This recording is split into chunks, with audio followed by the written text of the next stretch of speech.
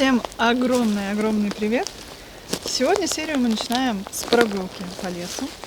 Решили мы выехать в лес, но не возле дома. Мы поехали там, где мы собирали с вами по осени рыжики. А как ты тут их находишь? Я поняла принцип, как они растут. Смотри, зеленки. Там зеленка. Там я рыжики нашла. Никогда в жизни не найдешь рыжики, где я нашла. Понимаешь?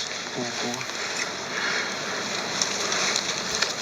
Я там тоже пару штук нашел. Смотри, какие зелени. Ты не наступил на зеленку? Нет, вот я ее вижу. Кстати, еще. Пошли, рыжики, покажу. Возьми эту зеленку ты. Я на одном месте уже нашла нормально грибов. Просто тупо тя. Это меня бабушка научила. Идем, покажу. Вот. Посмотри здесь вот. Ты найдешь? Рыжик? Рыжик. Да. Найдешь? Не знаю. Но я там нашел, потому что там не было листвы этой. Не найдешь? Ну да, его не найти. Ну вот, смотри. Вот он Понимаешь, спрятан. с разного ракурса. Я вот бывает иду, хоп, увидела одного, а рядом чуть прошла, обернулась, и я их не видела, понимаешь? Вот, пока на данный момент мы пришли в лес и нашли только пока чернику. Тоже при большом желании можно, в принципе, что-то да и набрать. Но приехали мы не за черникой, мы приехали за грибами какими-нибудь. Сейчас массово у нас в Беларуси растут лисички. Но везде, где показывают в интернете, это все не Брест, не Брестская область, а все туда, Минск, далеко от нас. Ну, не знаю. Наша задача, какая цель? Не найти тут много грибов, не показать вам, не похвастаться, какие мы молодцы, что мы тут вот нашли такой грибной лес и все остальное. Наша задача что? Получить хорошие эмоции, прогулка, запах леса, вам поедим ягоды. Поэтому мы не знаем, что мы вам покажем. Покажем ли мы вам что-то вообще? Сможем ли мы тут найти хоть какие-нибудь грибы? Мы этого не знаем. Поэтому оставайтесь с нами. Пойдем гулять в лес. Этот лес нас осенью дарил хорошими урожаями, так это назовем. Мы набирали каши зеленок, рыжиков. Бабушки спрашиваю, растут тут лисички? Она говорит, я не знаю. Мы всегда в этот лес ездим за рыжиками. Ну вот мы решили, что сидеть дома, нужно поискать. Очень сильно хочется молодой картошечки с лисичками. Поэтому будем добывать лисички.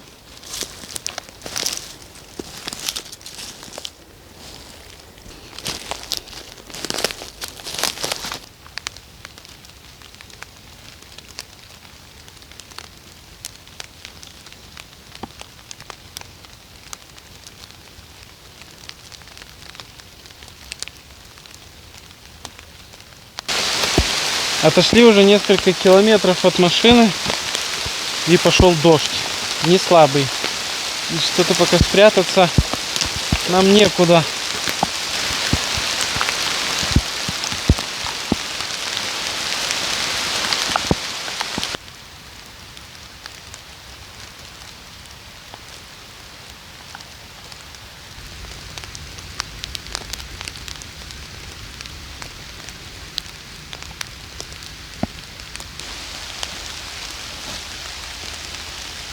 Не знаю, похоже на лисичку.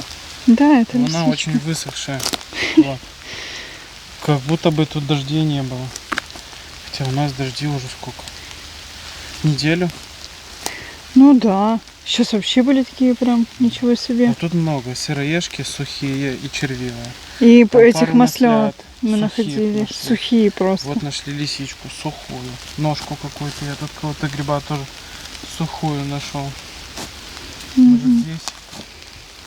Еще сюда грибной дождь не дошел, то мы его привезли. Ну, я ж так и говорю. Ну вообще, не знаю. Ничего, походу, мы не найдем.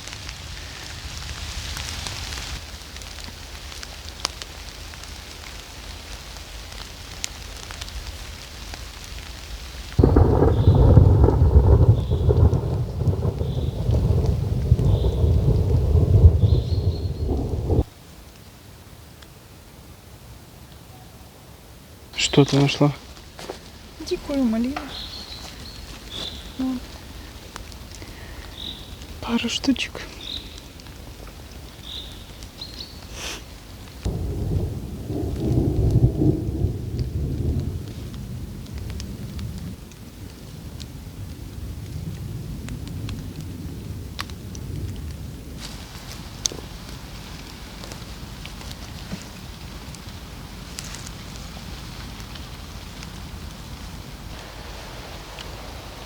Вы нашли первые лисички. То, зачем мы сюда пришли, Да. мы наконец-то нашли. Мы, получается, вышли из этой ямы, там, где растут рыжики. И в прошлый раз, когда мы сюда приезжали, мы сюда вообще, в принципе, и не ходили. И я тебе уже сразу говорила, надо идти в эту сторону. Во-первых, мох, все. Но, понимаете, по лесу очень много разрыто. Мы думали, что это может быть звери, прям порыто вот так вот. Ну, что, может быть, это люди так лисички искали? Не знаешь? Я не знаю. Ну, посмотрим. Удастся ли нам сегодня хотя бы насобирать, хоть чуть-чуть пожарить? Хочется жареные с лучком. Но это уже мы пусть и нашли какие-то непонятные, но лисички.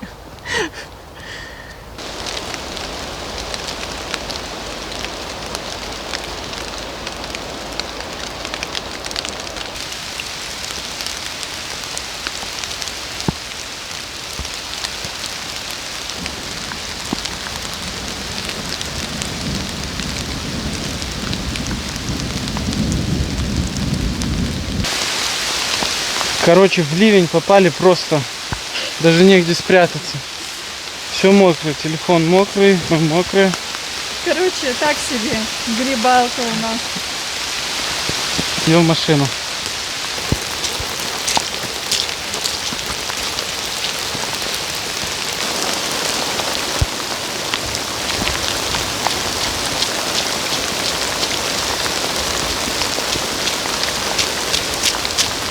Знаете, мне кажется, что мы в этот лес привезли дождя, потому что, судя по тому, как мы начали ходить, здесь было настолько сухо, прям хрустело все, да? Здесь вообще не было дождя. Вот нашли каких-то 3 лисички несчастных. Ну все, начался дождь. Может быть, если дальше пошли. Но мы и так далеко отошли от машины, и мы промокли, пока мы вернулись назад. В общем, как-то так, наша лесная прогулка. Ну, погуляли. Когда прошелся первый маленький дождик, вот мы приехали, и там через минут 10 прошелся такой немножко дождик, и он сразу стих, и в лесу так запахло грибами. Да? Прям такое вот. Не знаю, ну, будем сейчас пикник устраивать вот тут под крышей машины. Будем есть на природе. Ну, и он, может, перестанет, опять дальше пойдем. Куда дальше пойдем сейчас потом опять? Я думаю, мы дождь нормально привезли до вечера.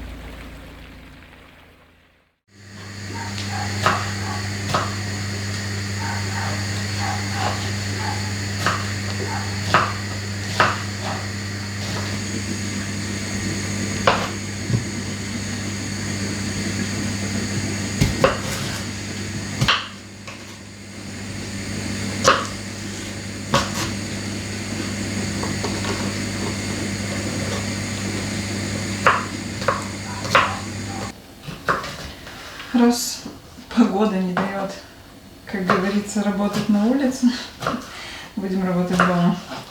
Сейчас на пробу делаем. Первый раз, никогда не делали, по многочисленным комментариям. Делаем соус, называется релиш. Он делается из огурца, болгарского перца, лука. Вообще берется туда свежий перец чили, но, к сожалению, я его нигде у нас в деревне не нашла, не смогла приобрести. Мы его просто заменим. Я думаю, что сильно на вкусовые качества это не повлияет. Все-таки перец чили дает остроту. Понятно, что когда он свежий, он дает какую-то сочность, но выхода другого нет. Вот, огурцы, надо что-то с ними делать. Так как мы делаем много шаурмы, бургеров, там, хот-догов каких-то можем сами дома приготовить, все просто такое огромное количество было, Вы должны это приготовить, и вам это понравится. Поэтому делаем пробно. Будем делиться впечатлениями.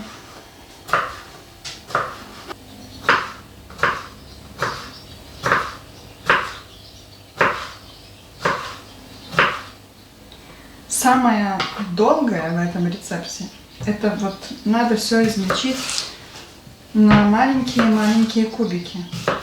Вот. Болгарский перец будем перемалывать блендером в чаше специальной, а уже огурец и лук придется очень мелко порезать. Это все самое долгое, что вообще есть. Дальше это готовится очень быстро и очень просто.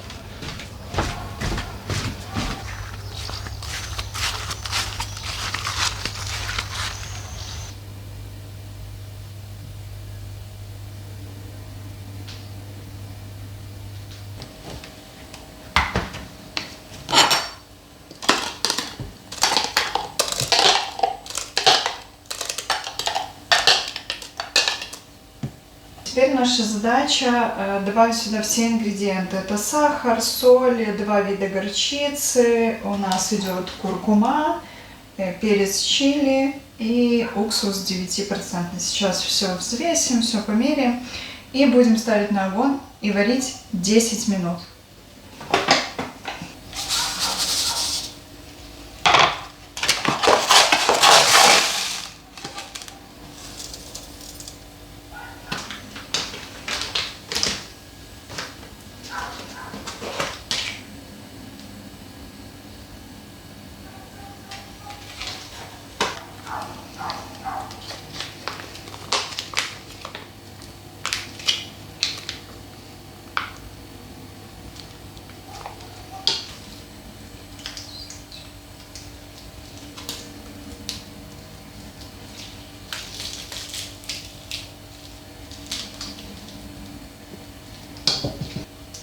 Так, все добавили. Мы напишем в описании полный рецепт, сколько мы чего.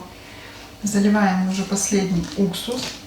И повторюсь, закипает. Варим 10 минут. И будем туда разводить крахмал. Тоже напишу, в какой пропорции. Для того, чтобы этот соус загустел. И все. И будем в стерилизованные банки. И все готово. Быстро. Вообще быстро.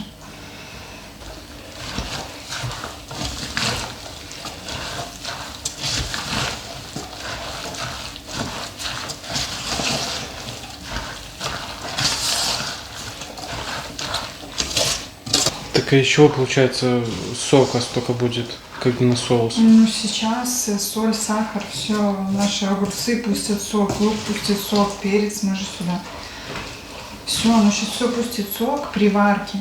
Ну а все остальное, как ты там нарезала, это все такое кусочками останется. В том-то вся и получается пикантность этого соуса. То есть Мы его будем хоть к мясу. Уже пошел да, вкус. так пахнет. Да. Хоть к мясу, даже такой острый. Я очень вижу вкусно. по твоим глазам. Это лук. Он Мне кажется, и такой- горчица тоже сейчас Мне так кажется, идет. что мы сегодня с тобой съедим. То есть это можно к мясу, это можно в пиццу, это можно в шаурму, это можно в бургер, это в хот-доги. Я не знаю, на бутерброд, я думаю, что это можно наложить. Это если будет очень вкусно, будем снова готовить, да? Я думаю, что это будет очень вкусно. Нам такое зайдет. Мы бургер шоны сделали, и мы остались довольны. Зимой будем готовить из этого всего. Поэтому кто пишет, вы что, съедаете это все? Ну да. Представляете? У нас семья большая. Во-первых, нас 4 человека и дедушка с бабушкой. Поэтому зимой едим свои запасы. Почему нет?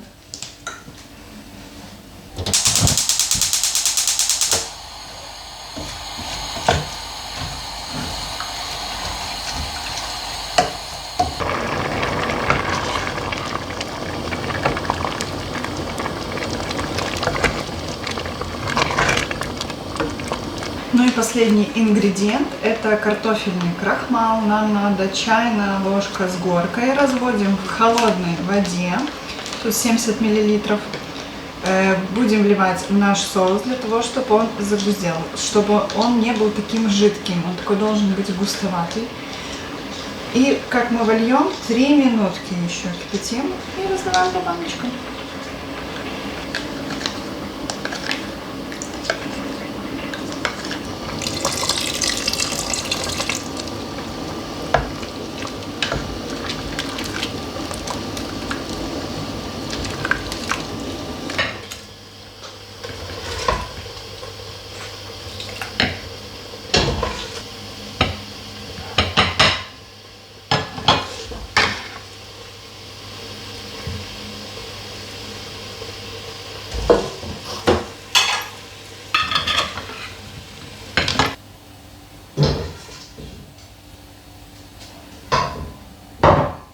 Яна уже попробовала, теперь попробую я. Она сказала, что островато. Но острота чувствуется, да. Ну, если есть с Но- мясом, то будет самое, Ну, наверное, знаешь, так не то, что прям чувствуется острота. Может, он должен быть такой. Но он должен быть со стороны. Ну, каждый Ну, либо регулирует это просто сам. потому, что ты добавляла, ну, не перец. Ну, я почитала на 1 средний перец пол чайной ложки острый. Ну, как бы, Ну, можно было бы чуть-чуть меньше. да. Ну, я же тебе говорю, Сколько первый ты раз. добавила ложек? Ну, пол чайной. Пол чайной? Ну, да. Нужно 1/3 часть, наверное, да? Ну, да. Ну, также мы и в кетчуп из кабачка кидаем не сильно много. Каждый Значит, кидает как хочет. Да, но я тебе хочу сказать, что ну, нету такого, что жжет рот прям. Ну. М. Ну, уже в самом блюде где-то что-то положим, оно смешается и не будет остро. Очень вкусно будет с мясом. Угу. 100%. Вот типа как, допустим, со стейком. Угу. И очень вкусно будет в шаурме. В шаурме не будет этой остроты. Да, я же тебе говорю, не будет. Это так просто есть. Ты сейчас все съешь. Он вкусный.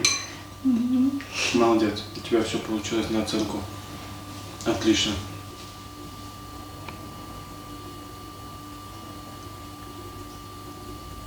Тут будет полбанки точно на шаурму уходить на один заход. Ну да. Поэтому тут всего лишь на 6 штук. Ну, на 6 раз. Ну, на 6 раз. Ну да. Значит, будем готовить. Пробуйте. Те, кто любит домашние эксперименты, кто любит готовить на кухне, пробуйте. Очень вкусно. Ну, сейчас с вами еще один раз приготовим, уже более подробно. И, кстати, те, кто часто пишут, Яна, особенно когда начался сезон заказок, Яна, в каком видео был кетчуп? Яна, в каком видео там было что-то? Огурцы и что-то еще. Специально для вас, чтобы мы не мучились искать в каком ролике, и вы не мучились искать в каком ролике. По просьбам, еще, наверное, зимой писали, да? Да. Создайте еще один канал. Мы создали еще один канал, который называется Яна накормит. Оставим ссылку в описании, в закрепленном комментарии. Те, кто любит домашнюю кулинарию всех видов просто, и кто любит смотреть, как готовит Яна, переходите, подписывайтесь. будем потихоньку сбрасывать. Они будут выходить немножко с опозданием. Но канал мы создали для вас, для нас. Явно накормит. Действительно накормит, очень вкусно.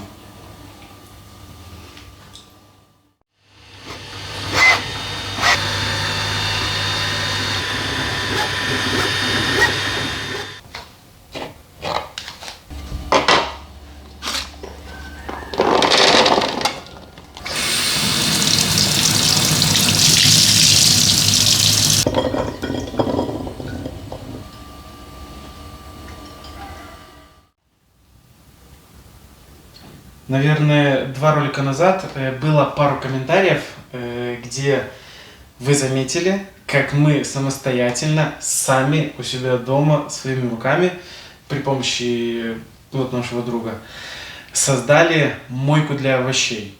Я люблю все делать своими руками. Вот просто все. Редко, когда я себе на помощь вызываю кого-то, и это, как правило, какие-то такие сложные элементы. Я давно хотел приобрести себе 3D принтер, при помощи которого можно создать практически все. Начиная от интерьеров, картины, какие-то там подставки, горшочки, заканчивая даже созданием каких-либо деталей для автомобиля. Повторюсь, для автомобиля. И раньше мне казалось, что 3D принтер это что-то просто невероятное, максимально сложное, но нет. Сейчас я вам покажу, что это очень простая в эксплуатации техника. Состоит из модуля для многоцветной печати, самого 3D принтера, провод, который соединяет и передает информацию от принтера на модуль и один всего лишь питающий кабель. Все подключается очень легко и быстро.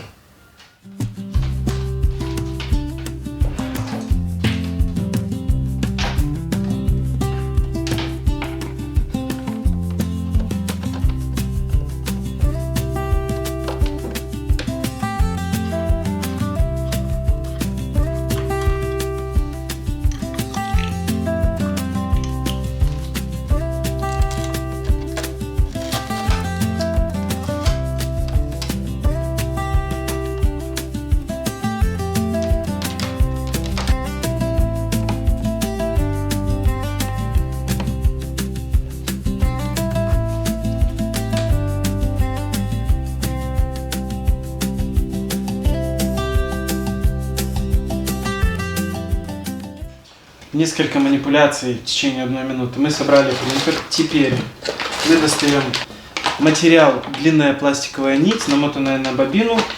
4 цветов она идет в комплекте.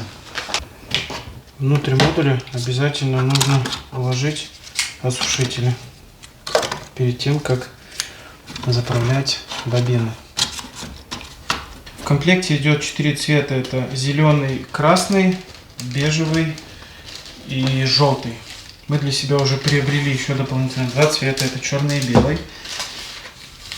Вы в любой момент можете поменять в модуле любой цвет. Просто достаете нить, вставляете туда новую, он ее прогоняет, перепрограммируете и печатаете этим цветом, который вам нужен. Вот так вот легко и просто вставляется катушка. 4 бобины стоят на своих местах. Теперь нужно заправлять нить в принтер и программировать цвет. Вот так вот вставляем. И он сам ее прогоняет.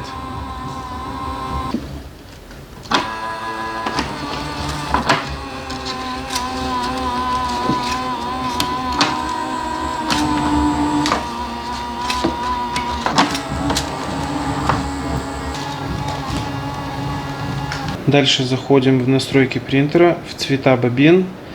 Если принтер самостоятельно не распознал цвет, нужно его самостоятельно настроить. Выбираем 2-й лот, так как у нас он видит желтый. И выбираем тот цвет, который мы загрузили. У нас во 2-м слоте черный. Все, теперь у нас все загружено. Загрузка. И он начинает программироваться.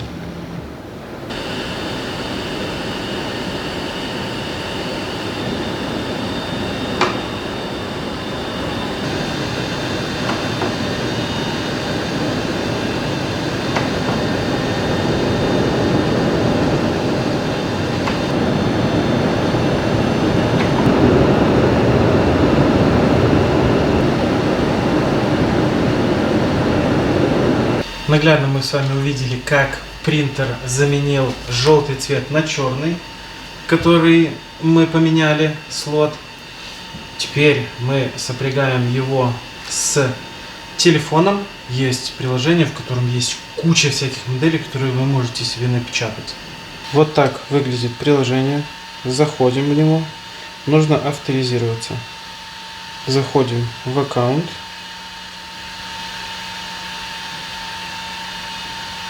И мы готовы сопрягаться с принтером. На принтере заходим в логин, сканируем QR-код.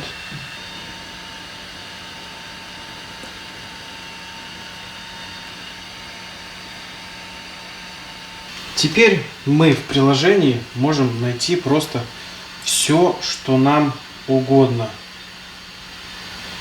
Просто огромнейший каталог разных просто элементов, фигур, фотографий и всего. Платные, бесплатные, все, что вам угодно. Пишите в поиске все, что хотите, и он вам выдаст ваш любой запрос. Яна мне сказала, я хочу подставку для приправ. Мы для себя уже нашли то, что мы хотим. Заходим, нажимаем печать. Вот наша подставка. Печать в один клик. Спускаемся немножко ниже. Она сказала, хочу белую. Вот выбираем цвет белый, сделанный, начать печать.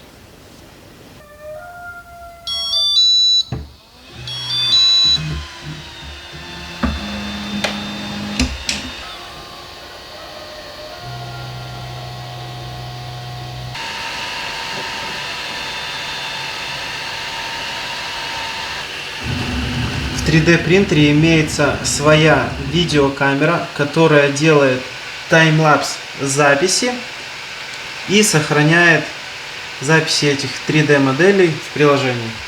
3D принтер Spark X i7 работает практически бесшумно. Вот он сейчас полностью погружен в процесс создания 3D модели. Запаха совершенно никакого нет, ни пластика, ни горения, ничего. Ну и вот, пожалуйста, вы можете увидеть запись создания таймлапс как от самого 3D принтера, который сохраняется, я уже сказал, в приложении, так и вот так вот наглядно стоять и смотреть, как он создает то, что вы для него задали. Ну и на экране управления принтера вы будете видеть во время печати какие-либо ошибки, температуру печати и время печати. Создание 3D модели подставки для приправ 3 часа 21 минута.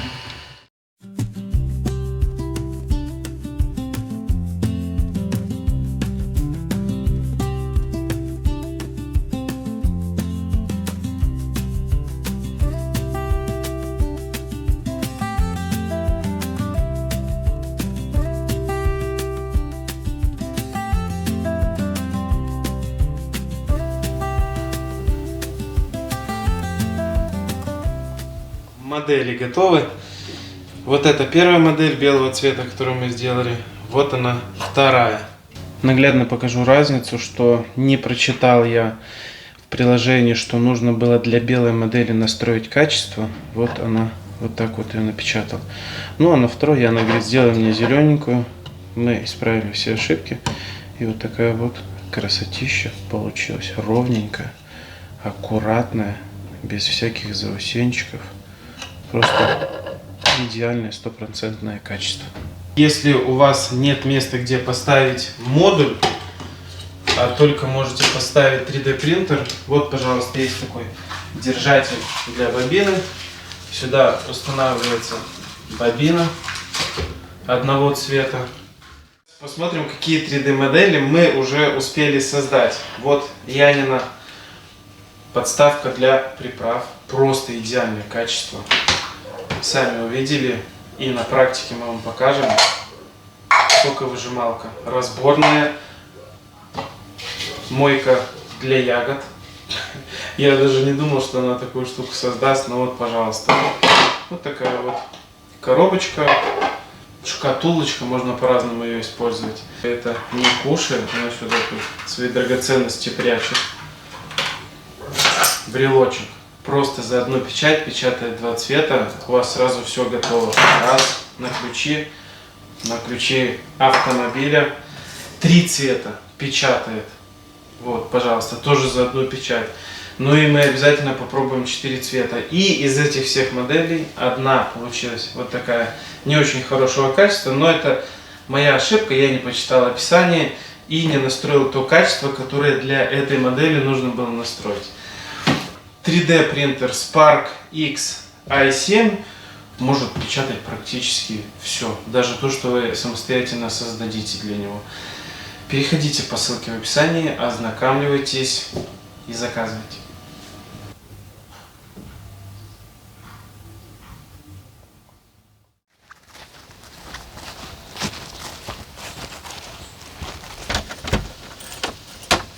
Друзья, мы на хуторе. Я сегодня приехал один. По каким задачам? Первое. Планирую закончить с лодкой, покрасить, замазать ее всю мастикой. То есть подготовить так, чтобы она высохла, и мы ее уже спустили на воду. Нужно немножко еще докосить участок, то, что мы в прошлый раз с Яной не успели.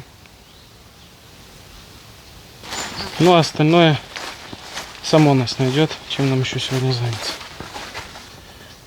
В прошлый раз мы ее полностью подготовили к покраске, промазали герметиком, еще раз подтянули старые болты, накрутили новых шурупов. Она вся зачищена щеткой по металлу, и плюс мы ее еще обработали антисептиком. Сегодня начинаем красить изнутри, потом ее перевернем, красим борта и все дно мажем мастикой. У нас еще здесь банка. Буду красить кисточкой, чтобы в один раз покрасить и забыть. Тут как бы небольшой объем.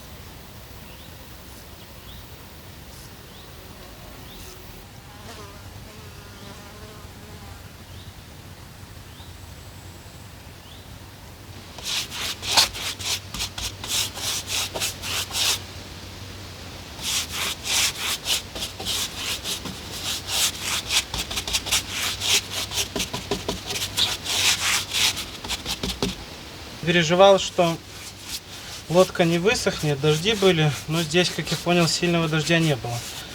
Она просохла хорошо, потому что защитно-декоративный состав впитывается и высыхает просто на глазах. Ну и плюс еще солнце. Сегодня жарковато, даже в майке жарко.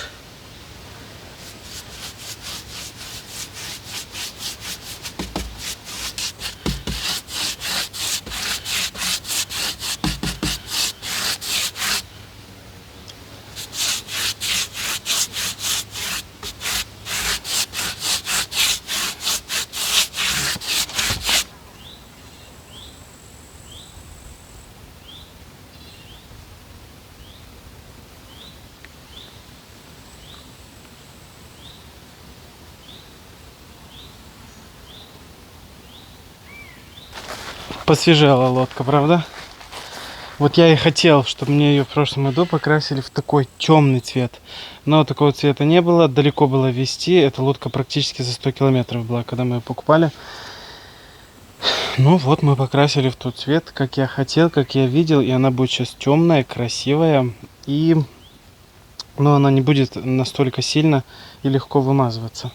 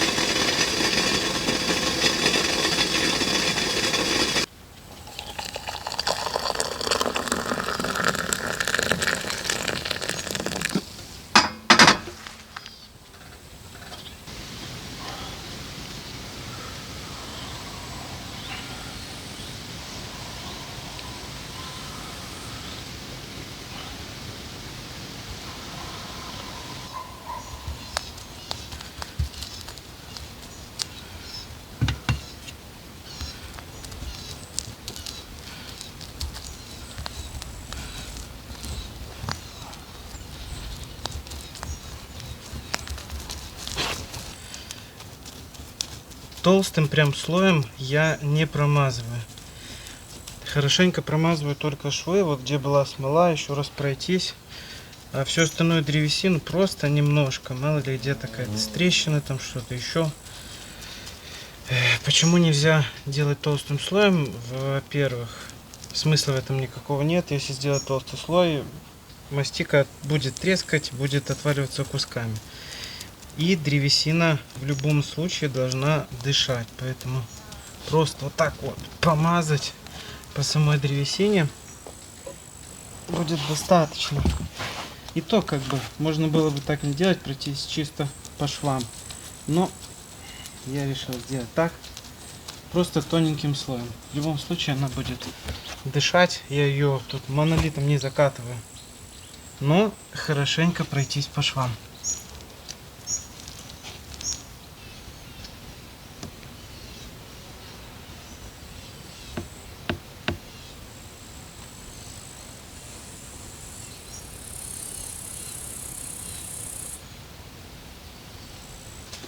Все, домазываю мастикой последний шов.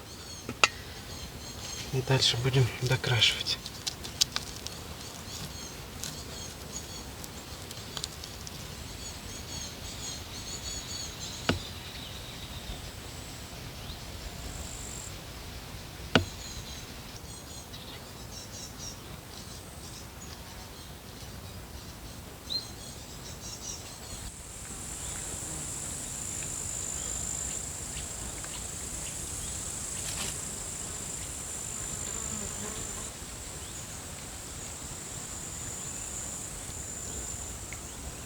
Смотрите, какие стаи, как в аквариуме, плавают. И это не маленькая рыба. Караси. Смотрите, сколько их. Просто кишат. И ушли. Очень сильно падает вода. Я думаю, что еще неделька-две, и тот берег будет сухой полностью. А вот там красноперка. Смотрите, сколько ее, но там помельче. Смотрите, как открыто стоят. Вообще не боятся, просто вышли погреться на солнышко. Здесь, вот там вот. Вот там вот в тех кустах. Вообще, я такого еще не видел здесь. Шок. Просто как в аквариуме. Вот что-то стоит. Непонятно что, далековато от меня.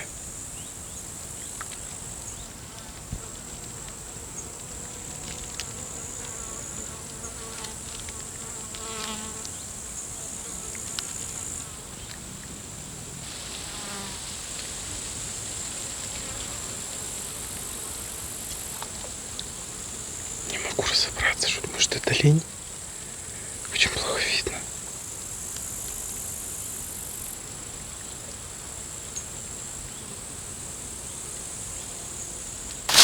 Такого чуда я еще здесь не встречал. Просто вот так вот вышел. Рыбалка не нужна на удочку. Просто глазами рыбачишь. Получаешь удовольствие от количества рыбы, которую видишь. И все, и больше ничего не надо. Ладно, я пришел спиннинг побросать. Короче, красота.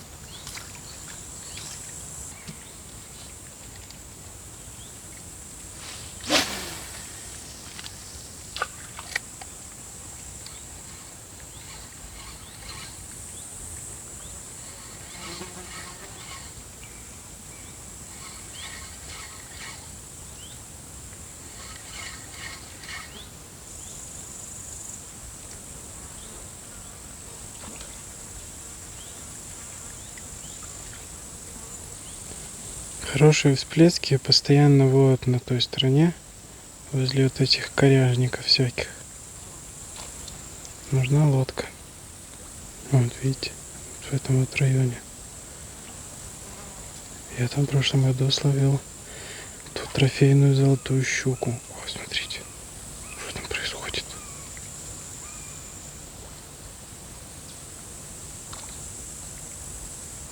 Вон она там ходит. Или-то карась прыгает.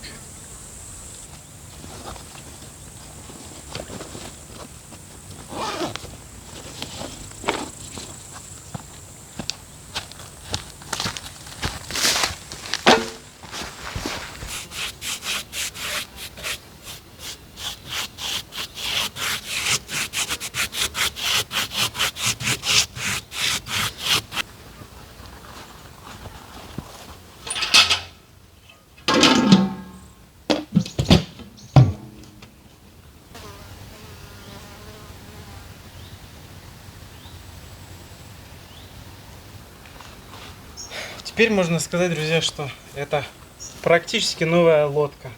Все швы промазаны герметиком, еще раз все болты перетянуты, новыми подтянуто все, обработано, зачищено, обработано, покрашено, швы промазаны мастикой, покрашено защитно-декоративной краской, и вот эту вот черную, вот эту вот боковину я покрасил грунтовкой. В следующий раз, когда сюда приедем, я постараюсь уже ее спустить на воду. Наконец-то спустить на воду. И поплаваем. Половим с нее рыбу. Вы видели, сколько рыбы и какой на озере нашем лесном. Можно без удочки просто фотографировать и глазами рыбачить.